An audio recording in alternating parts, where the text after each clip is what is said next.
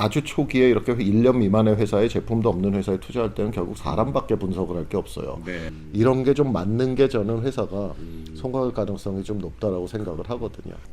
저랑 같은 투자자랑 같고 안 같고 투자자가 이해할 수 있고 없고는 그렇게 중요한 것 같지 않고요. 오늘은 실리콘밸리에서 기술주 투자에 대해서는 정말 최고라고 자부할 수 있는 그런 분을 모셨습니다. 네.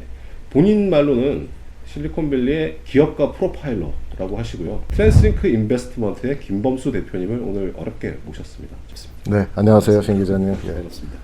이렇게 불러주셔서 감사합니다. 네, 감사합니다. 그래서 일단 본인 소개 모르시는 분들도 많으실 것 같아요. 네네, 예. 본인 소개 먼저 한번 좀 부탁드릴 수 있을까요? 네네, 예. 제 이름은 김범수고요. 저는 그 우리나라 한국의 벤처캐피탈인 트랜스링크 인베스트먼트의 부대표이고 미국, 한국 양쪽에서 이제 시간을 이렇게 번갈아 가면서 보내고 있고요. 그리고 저희는 미국, 한국 투자를 저희 회사에서 다 적극적으로 합니다. 저희는 이제 만들어진 지 한 7년 정도 된 뭐 비교적 젊은 창투사고요. 예, 이제 저희가 뭐 한국에서 보통 한 20억에서 50억 정도 사이에 시리즈 A 투자를 많이 해왔고, 이제 미국에서는 그보다는 조금 더 작은 그 금액의 프리시드, 시드 스테이지에 되게 첫 투자가 100만 불 미만의 그런 아주 극초기 기업에 투자하는 일을 쭉 하고 있고요. 저 같은 경우는 연세대학교에서 전기공학 공부하고 첫 직장은 삼성이었어요. 이제 삼성이었고 거기서 이제 5년 동안 이제 삼성에서 많은 거 배우고, 제가 99년 말에 그 벤처캐피탈 업계로 들어가서 한국에 있는 지금도 이제 굉장히 큰 데 중에 하나죠. KTB라는 그 당시에는 이제 20몇 년 전에는 이제 국내에서 제일 큰 독보적인 그 벤처캐피탈이었는데, 이제 KTB에 들어가서 KTB 서울에서 한 3년 반 정도 투자를 하다가 KTB가 80년대 말부터 사실은 여기 팔로알토에 그 사무소를 내고 이제 투자를 많이 하고 계셨어요. 예, 그래서 그 이 실적도 그때까지 꽤 좋았고요, 이미. 그래서 이제 제가 그 우리 KTB의 실리콘밸리 오피스로 2003년에 나와서 이제 여기서 한 7년 정도 쭉 투자를 하다가요. 실리콘밸리 스타트업 때. 그러다가 제가 이제 2009년에는 창업 바람이 불어서 제가 여기서 한번 창업을 했다가 그 3년 차부터 프로피터블 했는데, 결국 뭐 그 벤처 펀딩 받고 이렇게 가는 스타트업한테는 프로피터빌리티라는 거는 그렇게 큰 의미는 없잖아요. 결국 네. 홈런을 쳐야 되는 거니까. 네. 뭐 그게 안 돼서 제가 이제 그 좀 최선을 다했는데 이게 그렇게 좋은 결과는 못 냈고요. 그다음에 이제 5년 전에 지금 저희 그 트랜스링크 인베스트먼트에 조인을 하면서 다시 벤처캐피탈 업계로 돌아왔습니다. 네, 제가 옛날에는 네. 예전에 KTB에서 일할 때는 이제 한국이나 미국이나 다 조금 시리즈 A 이후에 이렇게 투자를 하는, 그래도 조금 어느 정도 검증된 제품 다 있고 네. 아주 초기에, 그러니까 제가 이제 창업자 경험을 살려서 투자를 남들보다 더 잘하려면은 조금 더 초기에 이렇게 제품이나 이런 게 없을 때 투자를 해야 될 것 같아서요. 예, 그래서 제가 지금 저희 회사에서 이제 미국에서 주로 투자를 하고 있는 거는 아주 극초기 기업. 그러니까 저희가 지금 지난 3년 반 동안 21개 기업에 미국에서 투자를 했는데 네. 그 중에 1년 미만이 한 3분의 2 정도 되고요. 창업한 지. 네. 제품은 거의 다 없었고요. 정말로 그냥 창업팀이랑 아이디어만 있는 회사에 투자한 게 한 반 정도 돼요. 예, 그리고 그 제가 사실 컬리랑은 좀 재밌는 인연이 있어요. 그래서 네. 제가 그 트랜스링크에 조인하기 전에 이제 제가 그 아직 스타트업을 하고 있을 때 박기덕 대표님께서 트랜스링크 인베스트먼트에서 컬리에 처음 투자를 하시고, 네. 김사 대표가 이제 샌프란시스코 출장을 올 일이 있었는데 그때 김범수를 좀 가서 만나봐라.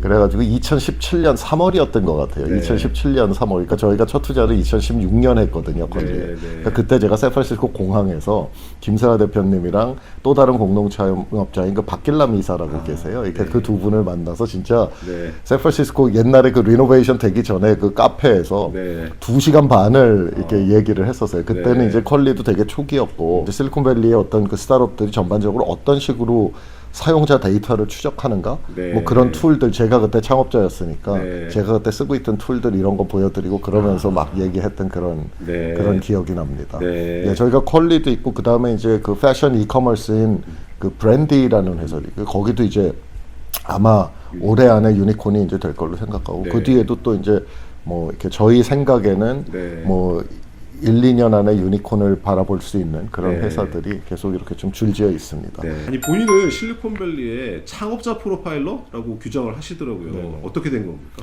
이제 그게 사실은 제가 이렇게 밥 먹는 자리에서 농담으로 한 얘기인데, 네. 뭐 그 조어 자체는 저는 제가 하는 일을 좀 그렇게 생각을 하고 있어요. 이게 어떤 의미냐면, 이렇게 범죄 프로파일러들이 이제 유튜브에도 채널 운영하시는 분도 계시고 컨텐츠가 많이 올라와 있는데 결국은 네. 이게 범죄자의 유형을 분석하고 그 사람들의 어떤 언행을 봐서 이 사람이 범인이다 아니다 이거를 가리는 게 이제 프로파일러잖아요. 네. 그러니까 제가 창업자 프로파일링이 제 주업이라고 생각을 하는 이유는 제가 이제 극초기 투자를 하기 때문에 그런 건데 사실 회사가 뭐 시리즈 B, C 이렇게 좀 한 5년 정도 사업을 한 회사 같은 경우는 다 돌아가는 제품도 있고 고객도 있고 어쨌든 시장에서 뭔가 이 성적표가 있단 말이에요. 네. 성적표가 있기 때문에 사실은 물론 사람은 항상 기업의 어느 단계에서나 중요하지만 네. 사실은 그것 말고도 분석할 게 많아요. 네. 그렇죠? 그리고 속된 말로 매출이 빠르게 올라가고 있고 그러면은 사람이 좀 마음에 안 들면은 뭐 네. 미국 같은 경우에는 투자자가 이사회에서 사실 대표를 교체할 수도 있어요. 그렇죠? 근데 극초기에는 네. 제품은 거의 다 없어요. 회사 만들어진 지 뭐 지난달에 만든 회사에 무슨 제품이 있겠어요. 네. 뭐 시장에도 나가본 적이 없죠. 제품이 그렇죠. 없으니까. 그러다 보니까 결국 검증할 게 이 사람밖에 없는 거예요. 아이디어 자체는 사실 네. 세상이 계속 바뀌고 이 보통 이제 투자를 오래 하신 분들은 이 제품의 첫 번째 아이디어 그대로 1년 뒤에 제품이 나와서 시장에 들어가는 경우는 거의 없거든요. 네. 대부분은 다 아이디어라는 게 이렇게 만드는 과정에서도 진화하고 시장에 내놔서 그 반응에 따라서도 또 바꿔야 되고 그렇기 네. 때문에 그래서 결국은 아주 초기에 이렇게 1년 미만의 회사에 제품도 없는 회사에 투자할 때는 결국 사람밖에 분석을 할 게 없어요. 네. 근데 그러면은 사람을 뭔가는 제 입장에서도 이렇게 보는 기준이 있어야 될 거 아니에요. 제가 네. 무슨 뭐 관상이나 점 보는 사람도 아니고 아 얘는 성공하겠네 이런 건 없는 거잖아요. 이 네. 세상에. 그렇죠. 그래서 저는 이 극초기 투자를 할 때는 결국은 이 사람이 왜 이런 사업을 하고 있고 이 사람이 지금까지 어떤 동기와 어떤 판단 기준으로 지금까지 일을 하고 살아왔나 예, 그런 것처럼 저는 이제 이 창업자들을 제가 생각하는 어떤 그 잣대가 있는데 그 프레임으로 아 이 사람은 좀 이럴 것 같다 저 사람은 저럴 것 같다를 해서 투자를 결정을 하다 보니까 이게 어떻게 보면 그런 그 프로파일링처럼 그런 비슷한 일을 해야 되는 이유가 저희가 이제 워낙 극초기 투자를 하기 때문에 그런 것 같습니다. 저는 네. 이렇게 사람이 굉장히 복잡한 존재라고 생각해요. 네. 그리고 우리 스스로가 자기 자신에 대한 것도 사실은 우리가 나 자신에 대해서도 잘못 알고 있는 경우가 많이 있어요. 나이 들면서 이렇게 쭉 네. 이게 나는 이런 줄 알았는데 생각해 보니까 내가 그쪽은 아니었구나. 내가 옛날에 착각했는데 우리 다 그런 거 있잖아요. 네.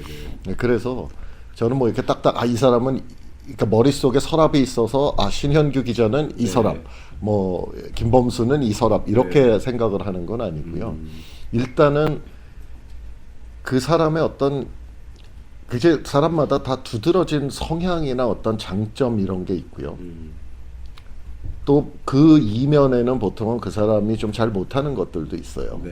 네, 그렇기 때문에 저는 이제 그거를 제가 좀 일단 이해를 하고 이제 파악을 하고 그렇죠. 그 다음에 그러면은 이 사람이 내가 볼 때 이런 성향인데 이런 성향이 지금 이 사람이 하려는 사업과는 어떤 식으로 연관이 될까라고 생각을 하고 뭐 이런 식으로 사람의 장점과 단점과 그 사람이 하려고 하는 사업과의 세 가지의 핏을 많이 보시는 편이시군요. 그렇죠. 저는 네. 파운더 프로덕트 핏이 되게 중요하다고 생각을 합니다. 파운더 프로덕트 핏이라는 예, 말씀을 예, 쓰는 예. 분은 처음 듣는 것 같습니다. 네. 아니 그거 저보다 훌륭한 그 실리콘밸리 투자자들이 썼던 용어가 아, 그런가요? 잘 모르겠습니다. 그나마 저도 제가 어디서 듣고 쓰는 건지 제가 만든 건지 잘 어디 있을 거예요. 아, 그렇군요. 예, 그런 말을 제가 만들었을 리는 없고 저보다 더 훌륭한 분이 만들었을 것 같은데 파운더 프로덕트 핏이 정말 잘 맞는 회사라고 할 수 있는 그런 예를 들면 마켓컬리 같은 회사. 네, 컬리 같은 경우는 네. 그러니까 일단 김슬아 대표님이 일단은 기본적으로 머리 좋은 분이잖아요. 네. 뭐 좋은 학교 다니시고 네. 다 이렇게 그러니까 누구나 들어가고 싶어하는 그런 인베스트먼트 뱅크나 뭐 이런데 이렇게 네. 그러니까 머리 굉장히 좋은 분이죠. 네. 그러니까 프로세싱 파워는 있는 분인 네. 거죠. 그 다음에 그분이 음식을 굉장히 좋아하세요. 제가 저희 트랜슬링 조인하고 한국 출장을 갈 때 이제 네. 컬리가 지금은 워낙 큰 회사가 됐으니까 저희가 보통 이렇게 다 잘하는 애들 귀찮게 안 하는 주의거든요. 네. 저희 회사가. 네. 그래서 이렇게 회사가 잘 성장하면 저희는 투자자로서 아무리 사회이사라도 이렇게 회사에 별로 귀찮게 안 합니다. 왜냐면 이거 애가 다 대학교 졸업해서 직장 가지고 따로 사는데 뭐 성인인데. 부모가 맨날 뭐 이래저래 해봐야 그 예. 사이만 나빠지잖아요. 그렇죠. 근데 이제 2017년 이땐 컬리도 진짜 걸음만 하던 회사였단 2017년이 말이에요. 정말 17년, 어제 같은데. 예, 17년, 18년 네. 이때요. 그러니까 저희가 그때는 한국 가면은 맨날 그 컬리 사무실에 놀러 갔어요. 처음에는 네. 이제 저 명동에 있었는데 네네. 명동 묘역에 있었거든요. 근데 그때 가면 미팅을 진짜 컬리에서 그 주에 새로 품평하는 제품들 쫙 이런 회의실에 이렇게 갖다 놓고 그거 맛보면서 미팅을 했어요. 김사라 대표님. 그러니까 그 음식에 진짜 네. 진심입니다. 진심. 김사라 대표님이 굉장히 음식을 그 남편분도 굉장히 똑같이 이렇게 되게 하이 프로파일의 그 지식 노동자신데 네. 남편도 창업을 하셨거든요. 근데 그분도 음식에 진심이세요. 네, 그래서 일단은 음식을 안 좋아하고 저는 컬리의 밸류를 만들긴 되게 어려웠을 것 같아요. 그리고 제가 이제 출장 가면은 네. 이 컬리에서 많이 시켜 먹거든요. 특히 작년에 자가격리 해야 될 때는 예, 격리하는 예, 동안 예. 저는 음식 쓰레기 남는 게 싫어서 정말로 저희 그 컬리에서 거의 다 시켜 먹었어요. 근데 그때 보면은 이런 어떤 이 음식의 디스크립션이라든가 네. 이 모든 게 이거는 진짜로 자기가 이거를 먹는 거를 좋아하고 이런 걸 중요하게 생각하는 사람이 아니면은 네. 이렇게 웹페이지를 만들 수가 없겠구나라는 네. 생각에 저는 그게 공식으로 증명할 수 없지만 굉장히 그 창업자의 어떤 음식에 대한 사랑, 집착 이게 그 굉장히 이거는 좋은 의미에서 집요하세요. 저는 집요함 뭐 그걸 뭐 영어로는 그릿 같은 단어도 우리가 예. 쓰잖아요. 그러니까 회사라는 게 어떤 그냥 이렇게 술술술술 잘 되는 경우는 거의 없거든요. 네. 뭐 초반에 그러니까 이게 굉장히 업다운이 있단 말이에요. 사실 컬리 김사라 대표님도 굉장히 어려운 시기들이 다 있으셨는데 네. 그때 사실 굉장히 좀 집요하고 그 집념 그런 게 제가 볼 때는 그거는 업종과 상관없이 되게 중요한 것 같아요. 그래서 저는 뭐 그런 측면에서 컬리도 그 이 파운더 그 프로덕트 핏이 좀 저는 많이 맞는다라고 생각을 했고요. 파운더 프로덕트 핏이라는 게 어떤 거냐면 제가 이제 지금 VC를 하면은 VC는 일단 사람을 굉장히 많이 만나야 되는 직업이잖아요. 그렇죠. 그렇죠? 그리고 말을 많이 해야 됩니다. VC. 이거 어쩔 수가 없어요. 왜냐면 사람 만나면 다 말하지 무슨 어디 뭐 공장 가서 뭐 보는 게 아니잖아요. 네. 네. 그러면은 사람 많이 만나는 게 피곤한 사람은 이 업을 하기가 조금 힘들죠. 괴로울 수 있죠. 다 그런 건 아니지만 네. 그 다음에 말을 많이 하는 게 싫은 사람도 사실은 VC업을 하기가 조금 어려운 부분이 있겠죠. 그렇죠? 네네. 예, 그래서 그런 거, 그러니까 자기가 하려는 업과 네. 그 사람의 성향이나 네. 그 사람이 그때까지 살아온 어떤 전문성 이런 게 좀 맞는 게 저는 회사가 성공할 가능성이 좀 높다라고 생각을 하거든요. 저랑 같은 투자자랑 갖고 갖고 투자자가 이해할 수 있고 없고는 그렇게 중요한 것 같지 않고요. 그리고 그 업이 저는 그렇게 그러니까 예를 들면 이 우리가 자식을 키워보면 우리 자식도 사실 우리가 100% 이해할 수 있는 게 아니잖아요. 왜냐면 걔네는 우리랑은 다른 시대에 지금 태어나서 살고 있는 거고 다른 문물을 접하고 있기 때문에 사실 부모랑 자식이 20대 이후까지도 진짜 진솔하게 대화되는 부모 자식 관계라는 건 굉장히 행운이거든요. 사실 네. 아니, 우리도 그렇잖아요. 사실 그렇죠. 뭐 그렇죠. 저희 아버님 같은 경우 아마 네. 20년째 벤처캐피탈에서 제가 정확히 뭘 하는지 모르실 수도 있어요.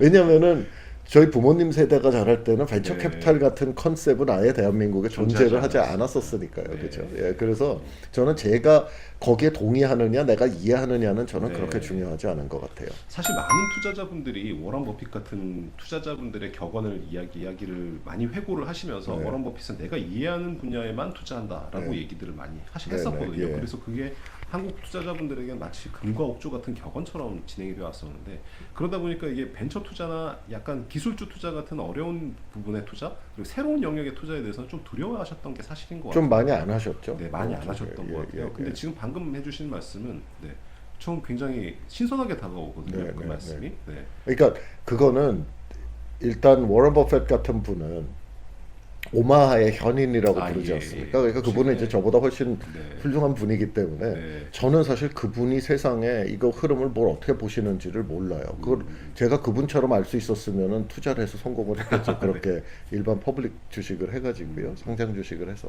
근데 저는 일단은 제가 내가 꼭 100% 이해를 못해도 된다라고 그 사람에 대한 거 얘기입니다. 시장에 대한 건 그래도 이해를 뭐 하시죠. 뭔지 알고 투자를 그렇죠. 해야지. 그렇지 않으면 제가 그냥 이렇게 다트 화성에 던지는 투자하는 거랑 거가. 똑같이 네. 스페큘레이션이 되는 거죠. 네. 이거에 대해서 생각을 안 하면. 근데 제가 말씀드리는 거는 내 자식이 내가 꼭 이해할 수 없는, 내가 동의하지 않는 성향이라고 해서 얘가 자기 시대에 성공을 못하는 건 아니거든요. 그렇죠. 그렇죠. 예를 들면은 저 어렸을 때만 해도 이제 제가 어머님이 되게 그 음악에 그 좀 진심인 가족에서 그러니까 가정에서 자라셔가지고 네. 자식들을 전부 다 악기를 시키셨어요. 저도 되게 악기를 오래 10몇 년 했습니다. 네. 피아노, 첼로 뭐 이런 거를 다 네. 13년 했습니다. 네. 근데 저희 아버님 쪽에서는 왜 아들을 딴따라를 만들려고 하냐 뭐 네. 근데 그때는 그게 되게 정상적인 반응이었거든요. 네. 이렇게 네. 그 아버님들 입장에서는 그렇죠. 왜 남자애를 공부 뭐 열심히 악기를 해서. 뭐 네. 공부 열심히 해서 얘는 비즈니스맨이 돼야지 뭐 네. 약간 이런 거였기 때문에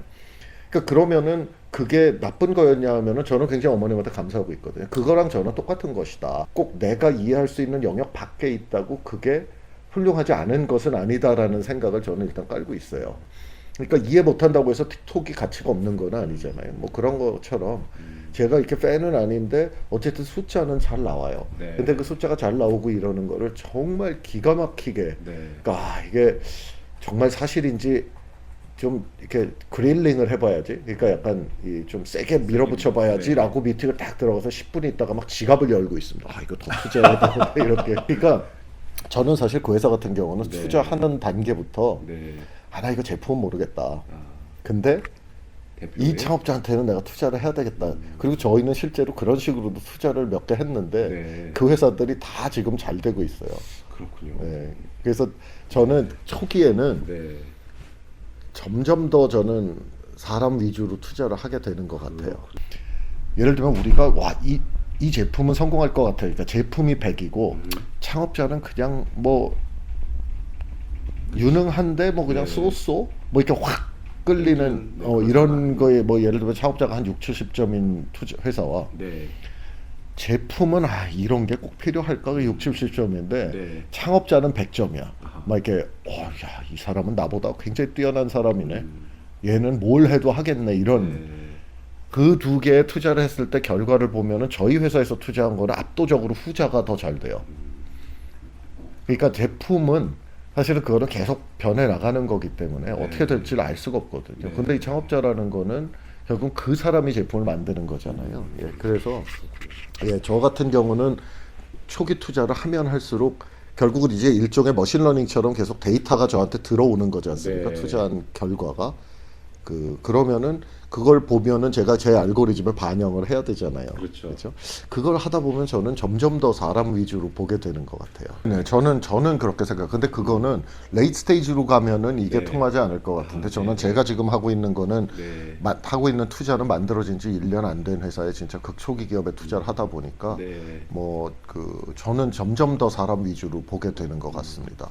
저희 얼마 전에 저희 이제 트랜스링크에 저희 또 다른 매니징 파트너이신 저희 박성빈 대표님이 예, 계신데 박성빈 대표님이랑 식사하다가 뭐 그런 말씀을 하셨는데 저는 그게 되게 제 생각을 아주 잘 정리가 돼 있는 말씀이었던 것 같아요. 네. 어떤 얘기였냐면은 이 세상에 투자자가 세 종류가 있는데 네. 제품을 보고 투자하는 투자자, 네. 사람을 보고 투자하는 투자자, 네. 그다음에 시장의 그 트렌드를 보고 투자하는 투자자 네. 이렇게 세 종류가 있는데 네. 제품을 보고 투자하는 투자자가 제일 하수고 사람을 보고 투자하는 투자자가 그 다음이고 제일 뛰어난 투자자는 시장을 보고 투자를 하는데 네. 그 시장을 볼 수 있는 해안은 네. 이 세상의 벤처 캐피탈이라고 하는 사람들 중에도 지극히 소수만 가지는 탁월한 능력이다.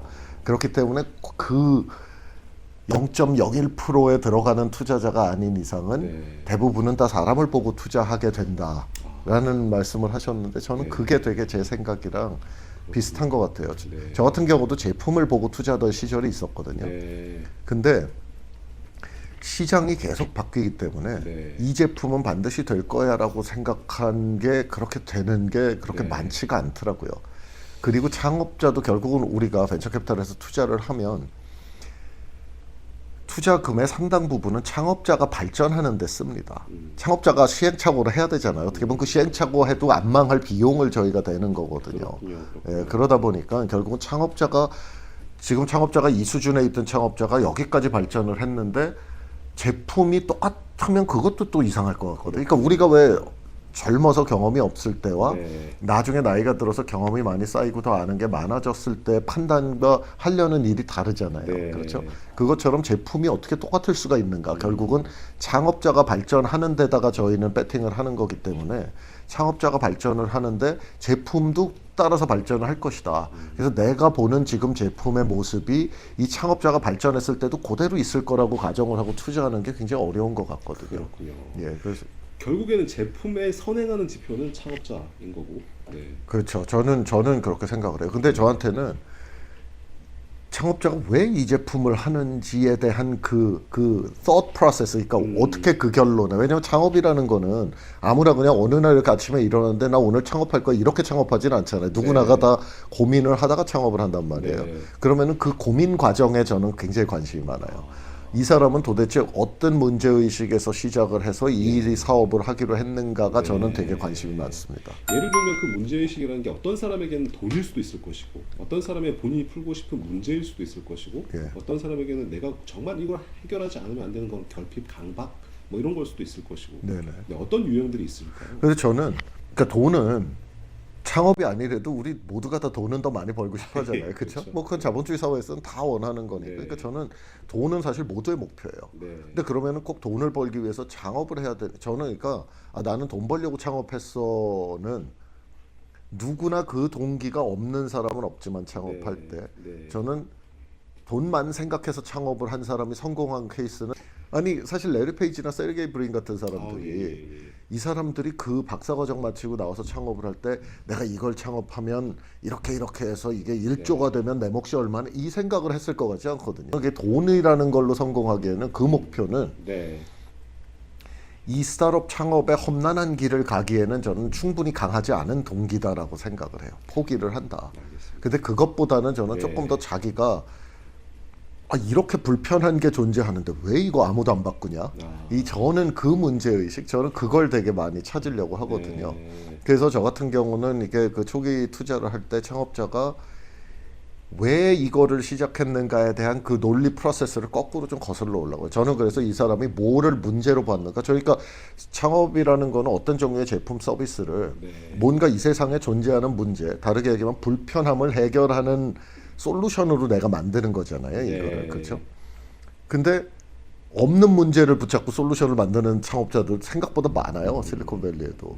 가다 보면 아니 이게 꼭 필요할까? 나는 이거 안 불편한데 약간 이런 경우죠. 네. 예, 그렇기 때문에 저는 그 thought process, 이게 사고가 어떻게 이 제품을 만들기로 왔는가에 대한 거를 저는 되게 그걸 중요하게 봐요. 시청하시는 많은 분들도 투자에 관심이 많으시는 분들이시기 때문에 특히 뭐 나스닥 기술주나 그런 새로운 역사를 만들어 나가는 회사에 투자를 하신 분들이 많단 말씀이죠. 네네. 저희 시청자분 중에서는 그분들이 투자하시는 입장도 뭔가 내가 잘 모르지만 내 자식들이 잘 되기를 바라는 마음으로 투자를 하시는 그런 경우들도 굉장히 많으실 것 같아요. 네네. 네. 그런 분들한테 나가면서 계속 나가야 될까에 네네. 대한 거에 대해서도 좀 궁금해하실 것 같아요. 저는 사실 한국의 미국 주식도 투자 많이 하시잖아요. 예. 아니 한국에 계신 제 지인들이 저보다 미국 그 개별 종목에 대해서 훨씬 많이 알고 네, 계시고 네. 질문을 많이 하세요. 네. 근데 저는 약간 이 상장 주식은 상장 기업으로서 굉장히 많은 정보를 주식 시장에다가 이렇게 줘야 되잖아요. 네. 기본적으로. 공개를 상장할 때도 이제 S1 예. 파일링 할 때 보면 이제 예. 굉장히 자세한 회사의 사업 내용이 들어가 예. 있잖아요. 그러니까 사실 그런 그 상장 주식에 투자를 하는 것과 저희처럼 아무것도 없는 초기 기업에 투자하는 거는 저는 굉장히 다른 행위라고 생각은 하는데 네. 이게 한국의 개별 그 주식의 개별 종목에 투자를 하시는 분들이 이렇게 단기적으로 보시게 되는 것도 저는 이유는 있는 것 같아요. 이게 우리가 나스닥이나 다우나 이 지수를 네. 지난 한 30년을 보면 네. 이거는 그냥 바보가 아닌 이상 우리가 그 그래프를 보면 네. 돈을 묻어놓고 10년을 기다리면 네. 손해나 뭐 무조건 벌어요. 그건 안 벌 수가 없어요. 네. 아니, 그렇잖아요. 지금까지 네. 보면. 그러니까 단기적으로 요거를 마이크로하게 보면은 업다운이 있지만 네. 10년이라는 시간을 기다릴 수만 있으면 무조건 법니다. 네. 그렇죠? 그거는 사실 의심의 여지가 없죠. 이건 제 맞습니다. 주장이 아니에요. 네. 근데 이제 한국 주식 시장은 이게 네. 약간 이 뭐랄까 이게 이렇게 올라가는 게 아니라 이게 약간 확 갔다 예 그렇죠. 갔다 다시 그러니까 이게 장기적으로 무조건 우상향 한다라는 믿음이 미국 네. 주식 시장에서만큼 갖기가 어렵다 보니까 네. 결국 한국에서는 주식 투자를 할 때 소위 이렇게 워런 버핏 하듯이 이렇게는 조금 어렵다라고 생각을 하시는 것 네. 같아요. 네. 저는 사실 그 VC 투자할 때도 저는 굉장히 중요한 게 인내심이라고 생각해요. 네. 인내심. 이게 너무 급하게 판단을 하면 안 돼. 이게 보통 아까 이제 제가 자식의 비유를 많이 한다고 하셨는데 예. 이게 사실 그래요. 투자할 때는 다 잘 될 것 같으니까 투자하지 않습니까? 그렇죠. VC가 이건 대박일 거야라고 네. 생각하니까 투자하지. VC가 요거는 요렇게 하면은 먹고는 살겠는데라고 투자하는 건 없거든요. 저희가 네. 투자할 때는. 네. 자, 그거는 애가 처음 태어나서 이렇게 막 유치원 갈 때랑 비슷해요. 그때 보면은 자기 자식은 다 신동이야. 얘 하버드 갈 것 같아. 막 이렇게 부모들이 다 그때 보면 다 똑똑해 보이거든요. 네. 그러니까 그때가 딱 투자하는 그 시점이에요. 네. 그래서 이렇게 가요. 이렇게 가다 보면은 한 초등학교 2, 3학년 됐는데 얘가 어떤 애는 뭐 부모가 아예 신경도 안 쓰는데 계속 학교에서 뭐 이렇게 되게 우수 학생으로 저거 되고 어떤 애는 좀 그렇게 안 할 수도 있고 그러면은 아 신동이 아니었네라고 깨닫는 시점도 있고요. 근데 그러면은 신동이 아니었네라고 생각하면은 이제 한국 기준으로는 약간 공부가 굉장히 한국에서는 그 대입이 중요하기 때문에 네. 좀 실망을 하죠. 근데 또 그럼 그렇게 실망한 애가 계속 그러면은 나중에 그 대학교를 뭐 명문대를 꼭 못 가느냐 하면 또 그것도 아니고 그 다음에 또 명문대를 그럼 못 나오면 그 다음에 인생 패스가 반드시 그 명문대를 나온 사람보다 이게 더 좋냐 하면은 꼭 그렇다라고도 저는 안 보거든요. 네. 그래서 저도 이제 성인이 된 자식이 있지만 이렇게 보면은 그 자식을 키울 때 얘는 이 단점 때문에 얘는 뭐 안 되겠는데라고 생각한 것들이 있어요. 다 그 근데 나중에 다 성인이 돼서 보면은 그때 내가 봤던 것들이 틀린 것도 있고 맞은 것도 있는데 맞았어도 그때 내가 생각했던 게 생각만큼 큰 단점도 아니고 생각만큼 큰 장점도 아니고 뭐 그런 것들이 쭉 있거든요. 네. 예, 그래서 저는 이게 투자라는 게 투자를 하고 신동인 줄 알고 애를 과외비를 막 썼는데 1년이나 2년 있다가 조금 잘 못한다라고 해도 네. 그 뭐 그거에 제가 막 크게 실망을 하거나 뭐 이러지는 않는 편이에요. 저는 투자에는 되게 인내심이 굉장히 네. 많이 필요하다. 네. 좀 그런 생각을 갖고 있습니다. 뭐를 딱 점쟁이처럼 맞추는 능력이 있으면 좋은데 네. 그 능력 저도 갖고 싶거든요. 근데 그 능력은 저는 제가 안 갖고 있는 것 같아요. 그런 누가 갖고 있는지도 모르겠어요. 솔직히 저는 그러니까요. 그거를 그 맞출 수가 있는가? 네. 그러니까 아까 그 저 신 기자님께서 인터뷰 초반에 이제 워런 버핏 얘기하셨는데 예. 그 사람은 과연 진짜 모든 걸 다 예견해서 그렇게 돈을 벌었을까? 이런 합리적 의구심도 가질 수 있잖아요. 네. 그 누구죠? 그 모건 하우젤이라고 예. 돈의 심리학이라는 예, 그 예. 책 쓰신 콜라버티 예. 펀드의 그 파트너로 예. 계신 분인데 그분 책에 그게 나와요. 이게 워런 버핏이 굉장히 많은 돈을 투자로 해서 번 거는 사실이지만 아하. 사람들이 그냥 버핏이 모든 걸 다 예측했기 때문에 돈을 벌었다고 생각하지만 사실은 버핏이 저렇게 높은 수익률을 낼 수 있던 건 오래 투자했기 때문이다. 버핏이 그 보면은 굉장히 10대부터 막 그렇게 돈 네. 벌어가지고 투자를 했고 맞습니다. 그 다음에 버핏이 지금 제가 정확한 숫자는 기억이 안 나는데 돈의 심리학 보시면 그 얘기가 나옵니다. 네. 사실은 버핏이 지금 가진 그 부의 한 절반 이상은 지난 몇 년 동안에 뭐 5년 동안에 발생을 네. 그러니까 결국 이 게임에 오래 있었기 때문에 그 수익률이 나온 거지 그 중간중간에 보면은 버핏보다 훨씬 더 높은 수익률을 낸 펀드 매니저들도 있다라는 네. 거죠. 그래서 저는 그 머리가 좋은 분들은 막 그 퀀트도 그렇고 이렇게 네. 그런 거 해서 이렇게 하시면은 그거를 단기적으로 그걸 할 수 있을지도 모르겠는데 네. 저는 일단 제가 그렇게 똑똑하거나 머리가 좋은 사람은 아니기 때문에 저는 좀 이렇게 되게 네. 시간으로 그러니까 타임 스팬을 늘려서 내가 이길 수 있는 게임을 하는 게 좋은 거 아닌가 뭐 그렇게 생각을 하고 있어요. 단기적으로 주식에 대한 게임을 하게 되면은 굉장히 잃을 확률과 딸 확률을 계산했을 때 굉장히 그 좀 반반 정도, 굉장히 믹스 섞여 있을 것 같은데 장기적으로 본다면 먹을 수밖에 없는 게임이다. 저는 그렇게 생각. 근데 그 사실 굉장히 뭐 훌륭한 많은 그러니까 상장 주식 하시는 분들도 네. 그렇고 뭐 벤처 캐피탈은 이제 조금 선구안이 너무 없으면 네. 다 망할 수도 있잖아요. 사실 다 망하는 팀이죠. 상장 기업은 다 망하지는 않잖아요. 네. 내가 주식 산 게 뭐 네. 좀 떨어지는 거지. 그러니까 네. 벤처 캐피탈은 어느 정도의 저건 좀 있어야 되는데 그 저는 기본적으로는 어쨌든 투자는 되게 인내심을 갖고 해야 된다라고 생각을 하고요. 그게 그리고 저는 그 모르겠어요. 너무 자기가 돈 벌고 싶은 마음이 막 깊이 들어가면 네. 오히려 의사 결정에 아. 조금 이렇게 객관적으로 못하는 그런 것도 좀 있는 것 같아요. 예를 들면 저희가 요즘에 이제 저희 그 포트폴리오 중에 현재는 제일 밸류에이션이 높은 마켓 컬리가 이제 네. 올해 지금 상장 계획을 발표를 하셨잖아요. 네. 그러다 보니까 저희 주변에서는 그 그런 질문을 이제 올해는 많이 받아요. 네. 컬리 성장하시면 트레스니크도 돈 대박 아닙니까? 많이 버시겠어요. 그런데 진심으로 진짜 얘기인데요. 네. 저희는 일단 저희가 그렇게 투자를 해서 잘 되는 회사 중에 네. 저희가 빨리 캐시아웃을 하기 위해서 주식을 1주도 판 게 없습니다. 저희는 컬리 주식 하나도 안 팔았어요. 투자한 거 그대로 다 들고 있어요. 중간중간에 엑시트할 수 있는 기회가 많지 안 합니다. 않잖아요? 저희는 그걸 안 해요. 저희는 어쨌든 투자하면 끝까지 간다. 그게 사실 한국의 벤처 캐피탈한테는 좀 마이너스인 부분이 있어요. 왜냐하면 벤처 캐피탈을 평가할 때 캐시아웃을 안 하면 네. 장부가로는 인정을 안 해줘요. 네. 저희는 저희 나름의 좀 철학이 있거든요. 그래서 저희가 구주를 파는 경우가 거의 없는데 네. 구주를 파는 경우는 그런 경우는 있어요. 예를 들면 창업자가 어떻게 하다가 예를 들면 이 창업자가 지금 한 5년 힘들게 일했는데 이제 회사가 죽는 단계는 지났는데 네. 이거 좀 어떻게 해서 구주를 좀 팔아서 파는데 그걸 할 때 이제 전체 구주를 뭐 예를 들면 뭐좀 네. 구주를 섞는 경우가 있거든요. 새로 누가 투자를 할 때 신주 얼마 인수하고 구주 얼마 인수하고 그럴 때 네. 그게 회사에 필요해서 저희가 구주를 매각하는 경우는 저희는 고려할 수 있어요. 네. 근데 그렇지 않고 저희가 빨리 캐시가 필요해서 그 주식을 매각은 저희는 안 합니다. 저희 컬리 주식 한 주도 안 팔았어요. 그렇군요. 네, 그래서 주변에서 막 물어보시거든요. 네. 이게 그럼 얼마 보세요? 근데 저희는 그거를 네. 저희가 컬리 주식 얼마 들고 있는지 알고 있고 저희가 했던 밸류 이거 다 알고 있으니까 그냥 러플리 대충 지금 우리 컬리 지분을 지난번 라운드로 팔면 얼마겠구나라는 거를 알고는 있지만 네. 저희 회사 임원들끼리 파트너들끼리 얘기를 할 때 야 네. 이게 이번에 이렇게 되면은 우리가 얼마를 가져가고 이런 거에 대한 거는 한마디도 나눠본 적이 저희는 그런 거에 별로 관심이 없어요. 오히려 저희는 아마존이 상장하고 지금의 아마존이랑 아마존 처음 상장했을 때랑 비교를 하면 주가가 네. 어마어마하게 다르잖아요. 다르죠. 그러니까 저희는 오히려 컬리가 상장을 해도 절대 금방 다 팔지 않을 겁니다. 저희는 이 진짜 윈윈 그때 트랜스링크 투자를 받기 잘했다. 네. 그때 저 사람들이 사회이사로 들어와서 굉장히 긍정적으로 우리 회사를 더 키우는데 기여를 했다. 네.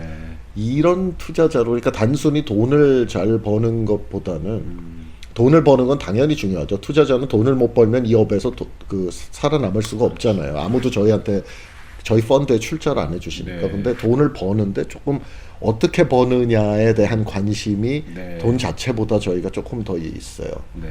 그래서 어떤 때는 우리가 이래서 돈을 더 많이 못 버는 걸지도 몰라 이런 자조적인 얘기도 파트너들끼리는 하거든요.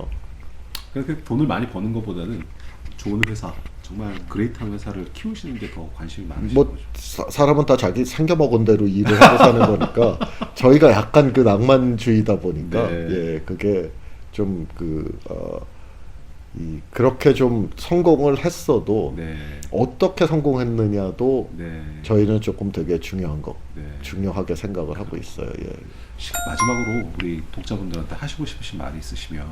이제 제가 이제 첫 직장은 삼성이라는 이제 국내 최대 대기업에서 시작을 해서 뭐 저는 삼성에도 되게 많은 걸 5년 동안 배우고 나왔기 때문에 되게 감사하는 마음이고 그런데 저는 사실 앞으로 우리나라에 뭐 짧으면 5년, 한 5년에서 10년 정도의 우리나라는 저는 결국 이 새롭게 태어나는 이런 스타트업 생태계가 끌고 가줘야 된다라고 저는 생각을 해요. 대기업의 역할도 있지만 너무너무 제가 옛날 이제 19년 전에 실리콘밸리 와서 보면서 이렇게 부러웠던 것들이 비로소 한 2, 3년 전부터 한국 생태계에 이제 그런 게 좀 만들어지기 시작을 했거든요.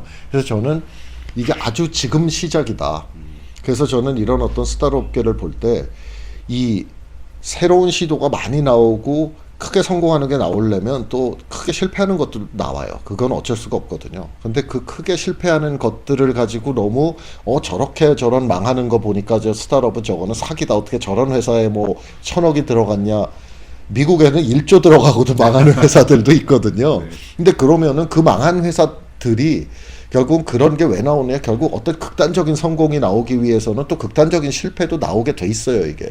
그래서 저는 우리가 너무 이렇게 특히 언론에서 우리 매경 네. 같은 이렇게 기성 사회 의견을 주도하는 그런 신문에서 저는 그런 거를 너무 선정적으로 우리가 보기보다는 이것이 생태계가 하나의 발전하기 위해서는 이런 실패들이 토양이 되면서 다 같이 발전을 하는 것이지 실패가 없이 계속 투자하는 것마다 성공하고 이러는 거는 이 세상에 존재하지 않는다. 그리고 실패라는 게 어쩔 수 없이 동반된다라는 거를 좀 전반적으로 좀 사회가 인식을 하고 좀 그렇게 가면은 저는 이 스타트업 생태계가 저는 굉장히 앞으로 우리나라를 훨씬 더 지금보다 더 대국으로 만들어줄 수 있지 않을까 좀 그렇게 생각을 하고 있습니다. 그래서 그런 좀 애정을 갖고 보자. 네. 성공과 실패가 동시에 존재할 수밖에 없다라는 거를 좀 우리가 인식을 하고 그래도 응원을 해주자. 네. 그런 말씀을 드리고 싶습니다. 오늘 2시간 가까운 인터뷰 시간 동안 말씀해 주시는 우리 김범수 대표님께 감사드리면서 김범수 대표님이 유튜브도 굉장히 열심히 하세요. 블로그도 운영을 하세요. 네, 데모데이sv.com입니다. 네, 블로그는요. 유튜브는 그냥 데모데이 김범수 이렇게 한글로 데모데이 김범수 치시면은 제 채널이 나오고요. 네. 알겠습니다. 네. 많은 시청 부탁드리고 구독 부탁드리겠습니다. 그럼 오늘 인터뷰 여기서 마치겠습니다. 네, 감사합니다.